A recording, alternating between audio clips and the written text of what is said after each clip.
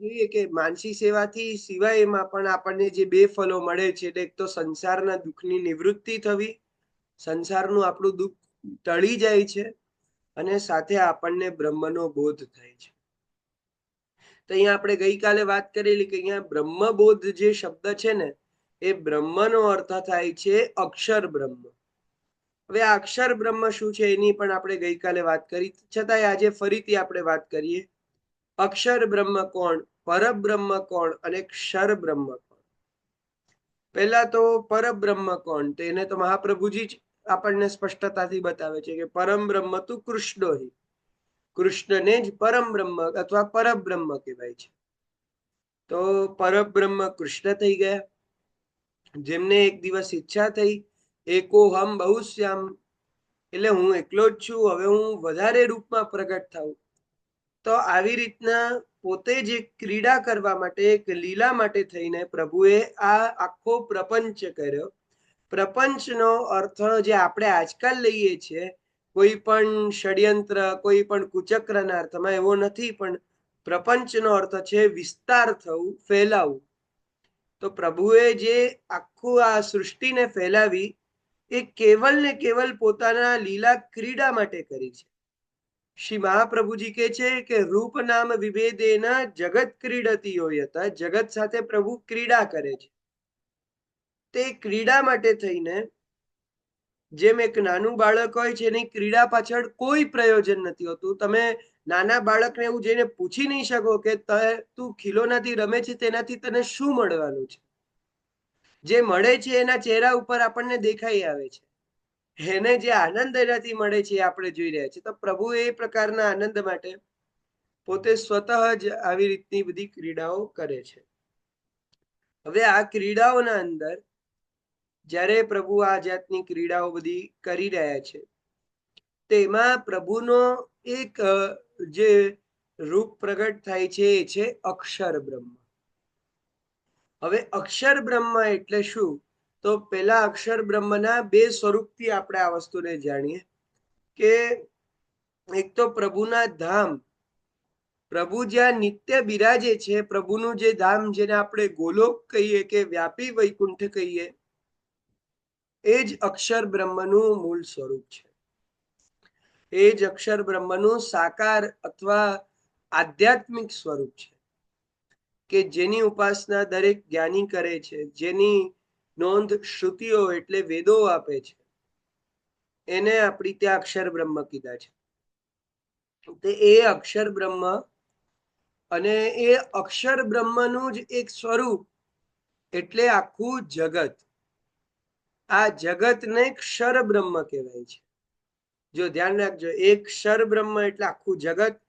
ક્ષરનો અર્થ છે કે જેનો લય થઈ જાય. આમ તો નોર્મલી ક્ષરનો અર્થ તો નાશ કે છે બધા, પણ આપણી ત્યાં નાશ થવાની વાતને માનવામાં નથી આવી. આપણી ત્યાં લય થવાની વાત એટલે કે જ્યારે પ્રલયનો કાલ આવે ત્યારે આખું ને આખું જગત બ્રહ્મમાં વિલીન થઈ જાય છે. તો આ રીતના જગતનું કારણ કે લય થાય છે, જગત કારણ કે આવી રીતના પ્રલય પછી લય થઈ જાય છે એનો, એટલે એટલો બધો નિત્ય નથી. એટલે એ ક્ષર છે, પણ જે ક્ષર ન થઈ શકે, જે સર્વદા નિત્ય છે, એ અક્ષર છે. તો એ ક્ષર બ્રહ્મ તો જગત છે, જે આખું જગત આપણે જોઈએ છીએ, ઇન્ક્લુડિંગ આરસેલ્સ, આપણે પોતે પણ આપણી આસપાસનું જે કંઈ પણ છે બધું ક્ષર બ્રહ્મ દ્વારા જ, ક્ષર બ્રહ્મના જ ગુણધર્મો વડે બનેલું છે.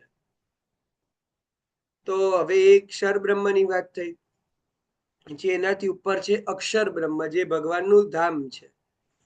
અને એ જ અક્ષર બ્રહ્મમાં જ્યારે જ્ઞાનીઓ ઉપાસના કરે છે, પછી મોક્ષ મેળવ્યા પછી અક્ષરમાં વિલીન થાય છે, તો એ અક્ષર બ્રહ્મ.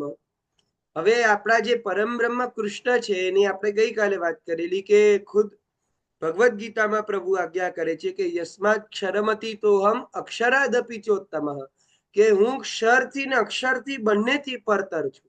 એટલે આ જે જગત છે એનાથી અને અક્ષર બ્રહ્મથી બંનેથી હું પરતર છું. આવી વાત ખુદ ભગવાન કરે છે. હવે આ બધા જે આ વસ્તુ બતાવવામાં આવી એને હજી મહાપ્રભુજી આપણને સરખી રીતે આગળ સમજાવશે, પણ હજી આપણે ધીમે ધીમે સમજવાનું છે કે પેલા અક્ષર બ્રહ્મના બે સ્વરૂપને આપણે સમજ્યા. એક તો જે અક્ષર સ્વરૂપ, જે મૂળ એમનું આધ્યાત્મિક સ્વરૂપ છે કે જે જ્ઞાનીઓના વડે ઉપાસ્ય છે, અને બીજું જગતનું સ્વરૂપ છે. હવે આ જગતના અંદર જે આપણે લોકોએ રહેલા છે, તો હવે અક્ષર બ્રહ્મનું કેવી રીતે અહીંયા થાય છે કે જેટલા જડ પદાર્થ છે, જેટલી જડ વસ્તુઓ છે, એટલે એમાં આપણું શરીર આવી જાય, તમારા ત્યાંના ટેબલ, ખુરશી, દિવાલ, ઘર, જમીન, પાંચે પાંચ પંચ મહાભૂત, બધા જેટલી જડ સૃષ્ટિ છે, આખી ને આખી જડ સૃષ્ટિ, એના અંદર કેવલ ને કેવલ અક્ષર બ્રહ્મનો સદ અંશ છે. સદ નો અર્થ થાય છે સત્તા, એટલે અસ્તિત્વ. એનામાં કેવલ અસ્તિત્વનો ધર્મ આ બધા જ જડ પદાર્થોમાં છે. જ્યારે જે જીવ છે, જ્યારે કોઈ પણ પ્રાણી વિશેષથી આપણે વાત કરીએ તો એ લોકોના અંદર જડ અને ચૈતન્ય બંને છે. એની અંદર અક્ષર બ્રહ્મના બે ધર્મો પ્રગટ છે, સત અને ચિત. તો સત અને ચિત બે ધર્મ એના અંદર હોવાને કારણે આજે આપણે દરેક જાતની ક્રિયા કરી શકીએ છીએ. મારી સામે જે લેપટોપ છે એ ક્રિયા નથી કરી શકતો, પણ હું કરી શકું છું. તો આનું કારણ એ છે કે જડ વસ્તુમાં ચૈતન્ય ધર્મ નથી. હવે આ બે ધર્મ હોવાના સાથે આપણો એક ત્રીજો ધર્મ છે જે આપણા અંદર પેલા હતો પણ પછી જતો રહ્યો આપણામાંથી, એ છે આનંદ ધર્મ. તો આનંદ ધર્મ આપણા કોઈના અંદર છે નહીં. તે આનંદ ધર્મ ન હોવાને કારણે આપણે એ અક્ષર બ્રહ્મની ઉપાસના કરીએ છીએ. જે સામાન્ય જ્ઞાનીઓ હોય છે, તો એ લોકો એની અંદર પછી લય પામે છે. એટલે સામાન્યમાં આટલું સમજીએ કે અક્ષર બ્રહ્મ એ સચ્ચિદ અને આનંદ ત્રણેય છે. જ્યારે આ જગતના અંદર આનંદ ધર્મ નથી, ખાલી સત અને ચિત બે જ ધર્મ છે. હવે અહીંયા બીજો એક ડિફરન્સ આવ્યો પરબ્રહ્મ અને અક્ષર બ્રહ્મમાં, કે સત, ચિત અને આનંદ આ ત્રણ ધર્મ અક્ષર બ્રહ્મમાં પણ છે ને પરમ બ્રહ્મમાં પણ છે, બંનેમાં છે. પણ ફરક શું આવ્યો કે અક્ષર બ્રહ્મ ગણિતાનંદક છે, એટલે ગણિત એટલે ઓછો આનંદ છે એઝ કમ્પેર્ડ ટુ પરમ બ્રહ્મ, જેમનો અગણિત આનંદ છે, જેમનો અગણિત આનંદ છે. તો એમના કમ્પેરિઝનમાં અહીંયા અક્ષર બ્રહ્મનો આનંદ થોડો ઓછો છે, હીન છે. આટલી વસ્તુ આપણને સમજાવીને શ્રી મહાપ્રભુજી પછી અક્ષર બ્રહ્મના જે પ્રપંચ રૂપી પહેલું છે, એટલે જગત રૂપી જે પહેલું છે, આ જગતના વિષયમાં અન્ય લોકો શું શું કહે છે, અન્ય લોકો શું માને છે, એની વાત શ્રી મહાપ્રભુજી કરે છે. કે જગતને બીજા શું સમજે છે.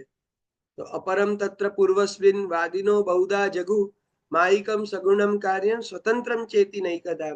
તેમાં શ્રી મહાપ્રભુજી કહે છે કે જે અપર બ્રહ્મ છે, જે અક્ષર બ્રહ્મ છે, એ હવે એને જાણવા માટે ઘણા બધા રસ્તા હતા. ઘણા લોકો જે માયિક લોકો હતા એવું માનતા કે માયાના કારણે, માયાથી, માયા વડે જગતની ઉત્પત્તિ થઈ છે, એટલે એનું કારણ, ઉપાદાન કારણ માયા છે.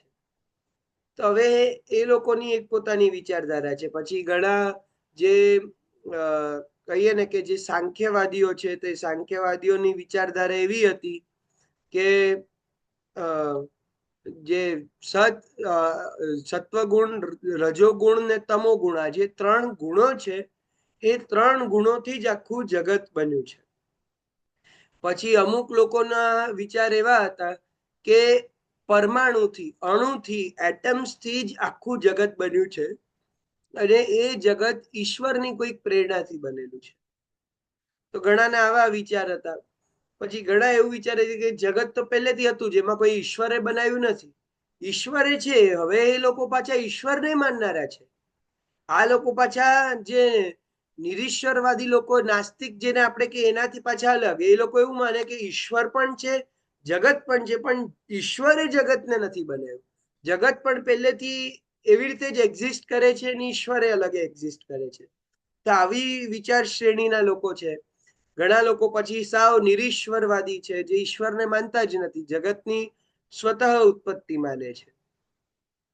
તો આ બધા જે અલગ અલગ વિચારધારાઓ હતા, અલગ અલગ જે એવા મતો હતા, હવે આ બધા મતો જે શ્રી મહાપ્રભુજી માને છે કે શ્રુતિ વિરુદ્ધ છે, એટલે વેદથી વિરુદ્ધ છે.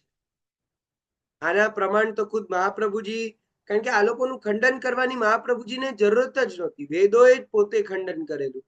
આ બધા લોકો પોતાના મૂળ આધાર વેદને માને છે. હવે અગર તમે જો જગતને ને બ્રહ્મને અલગ કરી નાખો તો પછી જે વેદનું વચન છે કે સર્વમ ખલુ ઇદમ બ્રહ્મ, આ સર્વ એ બ્રહ્મ જ છે, આખી નાખી વાણી જ વેદની ખોટી પડી જાય. પછી સહિતાવાના સ, એ જે વાણી છે, શ્રુતિ છે, એ પણ ખોટી પડી જાય. તો આ બધી જે શ્રુતિઓ છે, આ બધા જે વેદ વચનો છે, એના દ્વારા શ્રી મહાપ્રભુજી નિષ્કર્ષ કાઢ્યું કે આખું જગત જ એ બ્રહ્મ છે, બ્રહ્મ જ આખા જગતના રૂપમાં પરિણમે છે. ઈશાવાસ્યમ ઇદમ સર્વમ યત્કિંચત જગત્યાય જગત, આવી રીતના એનું સ્વરૂપ શ્રી મહાપ્રભુજીએ સમજાવ્યું છે. તો પણ આ કેવલ ને કેવલ આપણને વિરુદ્ધ ધર્માશ્રયના કારણે, કે જગત આવું હોવાને કારણે, જેમ અત્યારે આપણને જગત જે દેખાય છે એ જગત જેમાં અમુક જ ધર્મો વિદ્યમાન છે, અને સામે અક્ષર બ્રહ્મ જેમાં જે પ્રભુનું ધામ રૂપ છે. એક વસ્તુ યાદ રાખજો કે જગત છે પ્રભુનું લીલાંગણ છે, એટલે લીલા કરવાનું સ્થાન છે, જ્યારે પેલું પ્રભુનું ધામ છે. જે અક્ષર બ્રહ્મ ગોલોક કહીએ આપણે, વ્યાપી વૈકુંઠ, એ પ્રભુનું ધામ છે, ને જગત પ્રભુની લીલા સ્થળી છે.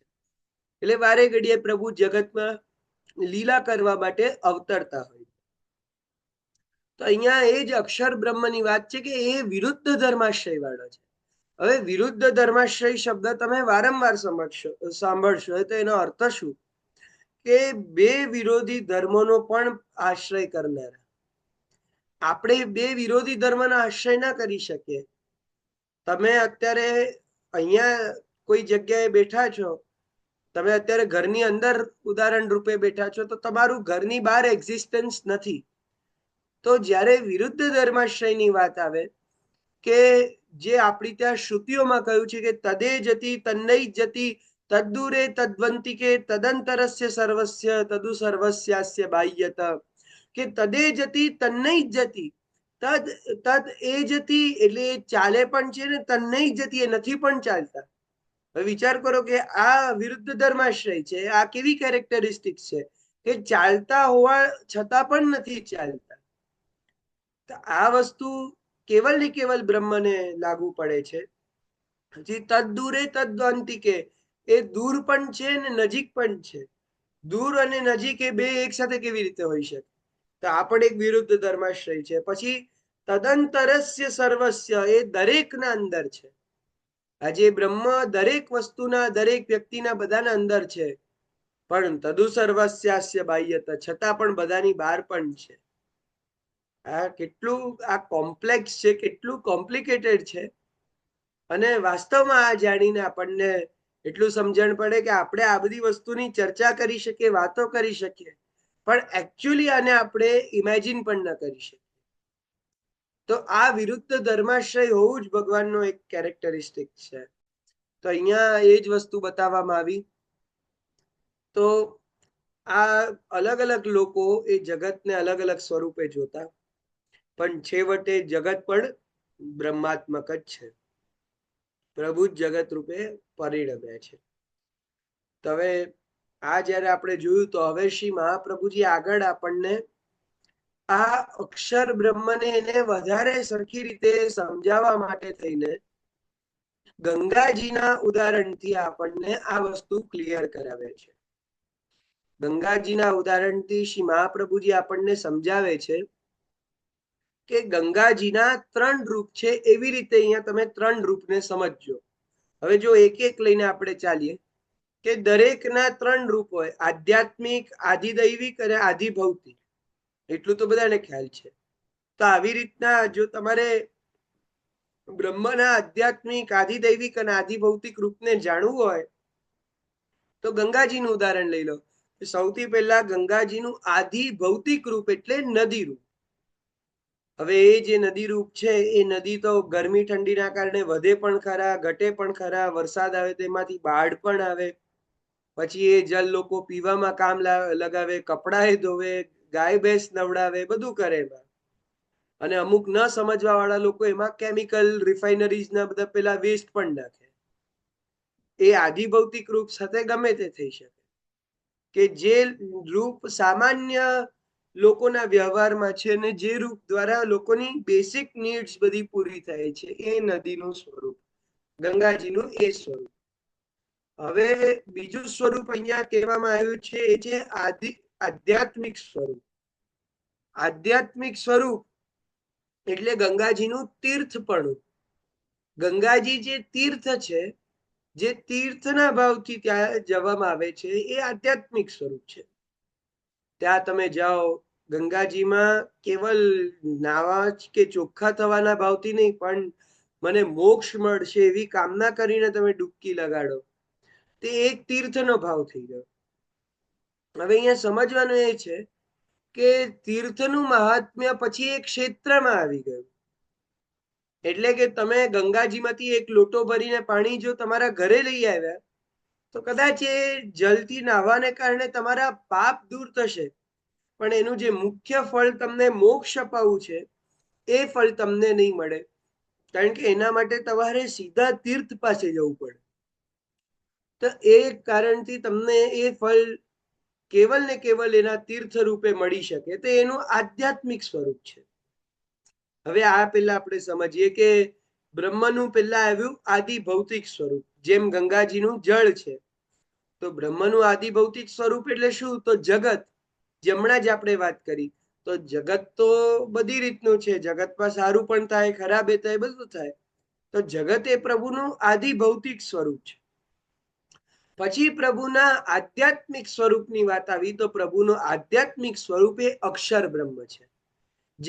જેમ ગંગાજી કેમ તીર્થ રૂપ છે, એમ અહીંયા પ્રભુના ધામ રૂપ, વ્યાપી વૈકુંઠ રૂપ, ગોલોકધામ રૂપ એ અક્ષર બ્રહ્મ છે, જેમના અંદર જ્ઞાનીઓ મોક્ષ પછી લય પામે છે, જેનો કોઈ દિવસ ક્ષય નથી, અક્ષર નથી થતો, જેનો જે કોઈ દિવસ પણ એને કઈ થતું નથી, કોઈ દિવસ એનો પ્રલય નથી આવતો, તો એ અક્ષર બ્રહ્મ. અને પછી ત્રીજો એસ્પેક્ટ જે બતાવવામાં આવે છે, શ્રી મહાપ્રભુજી કહે છે કે ગંગાજીનું આધિદૈવિક સ્વરૂપ. બે સ્વરૂપની વાત કરી હોય, ત્રીજું કે આધિદૈવિક સ્વરૂપ એટલે શું? તો ગંગાજીનું દેવી સ્વરૂપ. આધ્યાત્મિક તીર્થ, આદિભૌતિક નદી અને આધિદૈવિક એક દેવીના રૂપમાં, એક મૂર્તિવાળા રૂપમાં. એટલે કે દેવીની તમે ઉપાસના એક મા તરીકે, શક્તિ તરીકે જે કરતા હો, પછી એ દેવીને તમે મૂર્તિના રૂપમાં ભજો, અથવા તમે દેવીની ઉપાસના કરો, તમને દેવીના રૂપમાં દર્શન આપે, ત્યારે એમનું આધિદૈવિક સ્વરૂપ થાય. તો અહીંયા બ્રહ્મનું આધિદૈવિક સ્વરૂપ જો વાત કરવામાં આવે તે કોણ? તો એ પરબ્રહ્મ કૃષ્ણ. એટલે હવે બધાને ઘણું ક્લિયર થશે કે બ્રહ્મમાં આધિદૈવિક સ્વરૂપે કૃષ્ણનું છે, આધ્યાત્મિક સ્વરૂપે અક્ષર બ્રહ્મ છે, અને આધિભૌતિક સ્વરૂપ એટલે આખું જગત છે, આખો પ્રપંચ છે, અથવા અક્ષર બ્રહ્મ છે. તો આ મહાપ્રભુજી ગંગાજીના ઉદાહરણે સમજાવે છે. હવે અહીંયા વધારે આપણને આ જ ઉદાહરણ સ્પષ્ટ સમજાવશે કે પ્રભુ કેવી રીતના પોતાના જ ક્રિએશનમાં પધારે છે. હવે ગંગા નામના જે દેવી છે એ પણ ગંગા છે, અને નદીમાં વહેતું જળ એ પણ ગંગા છે. તો એ ઘણી વાર એવું બને કે ગંગા નદીની મધ્ય ધારામાં ગંગા દેવી પ્રગટ થઈને તમને દર્શન આપે. એટલે શું થયું કે ગંગા દેવી એ ગંગા નદીની મધ્યમાં પ્રગટ થયા. હવે પેલાય ગંગા છે, પણ આધિદૈવિક સ્વરૂપે આધિભૌતિક સ્વરૂપની અંદર ઉતર્યું. એટલે તમે સમજ્યા ને કે ગંગા દેવી એ ગંગા નદીના અંદર આવીને પ્રગટ થયા. તે એ જ રીતના કૃષ્ણ પોતે જગતના અંદર પ્રગટ થાય છે અને આપણને લીલાનુભવ કરાવે છે આપણા ઉપર કૃપા કરે છે, વ્રજભક્તો ઉપર કૃપા કરે છે અને લીલાનું દાન કરે છે. જે પ્રભુ ગોકુળમાં પ્રગટ થયા, જે પ્રભુએ વ્રજની અંદર આ બધી લીલા કરી, ભલે આપણે માનીએ છીએ કે જગત પણ ભગવાન જ છે, આખું જગત ભગવાન છે, પણ એ જે રસાત્મક સ્વરૂપ છે કે જે આપણને આનંદ આપી શકે એ તો નથી જ. કારણ કે જેમ આપણે ત્યાં કહે છે ને ભક્ત કવિઓ કે પ્રગટ મળે સુખ થાય, શ્રી ગિરધર પ્રગટ મળે સુખ થાય, કે જ્યારે પ્રગટ મળે ત્યારે જ સુખ થાય, પ્રગટ ન થાય તો જીવ અકળાય, કારણ કે અક્ષર બ્રહ્મથી વાતો ન થાય. અક્ષર બ્રહ્મ એ કેવલ ને કેવલ તમારા લીન થવા માટે જ્ઞાનીઓનું સાધન છે, પણ તમારે જે રસાત્મક આનંદ લેવો છે, જે તમને પ્રભુની સેવા એક બાળક તરીકે કરવી છે, એક તમારા સ્વામી તરીકે કરવી છે, જે તમને ડોલમાં ખેલાવાનો આનંદ, હોળી ખેલ ખેલાવાનો આનંદ, પલ્લામાં ઝુલાવાનો આનંદ, હિંડોળામાં ઝુલાવાનો આનંદ, રથમાં બિરાજમાન કરવાનો આનંદ, નિત્ય પ્રતિ ભોગ ધરવાનો, સુંદર સામગ્રી કરવાનો આનંદ, સુંદર શિંગાર ધરાવવાનો આનંદ, એમાં પણ દ્વિભૂત સ્વરૂપ હોય એટલે મદન મોહનજી વગેરે સ્વરૂપ હોય તો એમના સેવાના ક્રમ જુદા, લાલનનો સેવા ક્રમ જુદો, ચતુર્બુધનો સેવા ક્રમ જુદો. તો ભગવાન અલગ અલગ રીતે જે પ્રગટ થયા સાકાર સ્વરૂપમાં વ્રજભક્તો સાથે, વ્રજભક્તો જેવા બનીને જે લીલા કરી, હવે આ બધી વસ્તુનો જે આનંદ છે એ અક્ષર બ્રહ્મમાં અથવા જગતમાં ક્યાંથી મળવાનો છે? એટલે આનંદના પણ પાછા 3 લેયર્સ છે. એક તો પહેલા જે ક્ષર બ્રહ્મથી એટલે જગતથી મળતો જે આનંદ એટલે વિષય આનંદ, જે આપણી સેન્સીસ થ્રુ, ઇન્દ્રિયો થ્રુ આપણને સામાન્ય ભૌતિક લૌકિક આનંદ મળે છે. પછી એનાથી વિશેષ આવે છે જે અક્ષર બ્રહ્મનો મળતો આનંદ, એટલે કે બ્રહ્માનંદ. તે બ્રહ્માનંદ એક બીજો આનંદ છે જે અક્ષર બ્રહ્મ દ્વારા મળે છે. અને ત્રીજો આનંદ જે છે એ ભજનાનંદ અથવા સ્વરૂપાનંદ, કે પ્રભુના સ્વરૂપની અંદર તમે નથી જતા રહ્યા, પણ સ્વરૂપની બહાર રહીને એમની સેવા કરવાનો તમને આનંદ અથવા રસ પ્રાપ્ત થયો. તો આ ત્રીજી લેયર છે. તો સર્વાધિક જે આનંદ છે એ ભજનાનંદ અથવા સ્વરૂપાનંદમાં છે, કે ડાયરેક્ટ પ્રભુનું ભજન મળે. તો હવે કૃષ્ણને જ્યારે પ્રગટ થવું હોય તો એ કદાચ જગતની બહારે તમને મળી જાય, અને કદાચ તમને જેમ ગંગાજીમાં કેવું છે કે ગંગાજી છે એ તમે ખૂબ ભાવ પ્રેમથી ગંગા નદીના તટે ગયા હો તો ગંગાજી ગંગા નદીના મધ્યમાંથી પ્રગટ થાય, પણ કદાચ એવી રીતે પ્રગટ થવું તો તમારા ઘરે આવીને પ્રગટ થાય. એવું કઈ નથી કે ગંગાની મધ્યધારામાં જ ગંગાજીનું સ્વરૂપ દેવી રૂપ પ્રગટ થતું હશે, એ તો ત્યાં તમારા ઘરે પણ પ્રગટ થઈ જાય, એવું કઈ નથી. તેવી રીતના જે પરબ્રહ્મ રૂપતા, જે પ્રભુનું આધિદૈવિક સ્વરૂપ, જે મૂળ સ્વરૂપ છે કૃષ્ણનું, એ ગમે ત્યાં પ્રગટ થઈ શકે, જગતની અંદર પણ પ્રગટ થઈ શકે, અને જગતની અંદર પ્રગટ થઈને જગતના એટલે કહીને કે ક્રિએટર જ પોતે પોતાના ક્રિએશનમાં અવતરી શકે છે. એને જે કરવું હોય તે કરી શકે છે, કારણ કે એને છેવટે તો આ બધાનો આનંદ જ લેવો છે. એટલે આ વસ્તુથી આપણને આખી જગતની જે લીલા છે પ્રભુની એ સમજાય છે. તો અહીંયા જેટલું આખું જગત છે એ જ પ્રભુના જ નામ, રૂપ અને કર્મ છે. જે વસ્તુ આપણે જેટલું કંઈ પણ જોઈએ છે પ્રભુના જ રૂપ છે, જેટલા પણ નામ આપણે જોઈએ છે પ્રભુના જ નામ છે, અને જેટલા આપણે કર્મ એક્શન્સ જોઈએ છે પ્રભુના જ કર્મ છે. પણ આ વસ્તુ એટલી ડીપ છે કે આને વિચારતા આપણી ક્યારેક બુદ્ધિ પણ કામ ના કરે. સર્વાત્મ ભાવ જ્યારે સિદ્ધ થાય ત્યારે જ આ બધું સંભવ છે. હવે ઘણીવાર લોકો આવી રીતના પ્રશ્ન કરતા હોય છે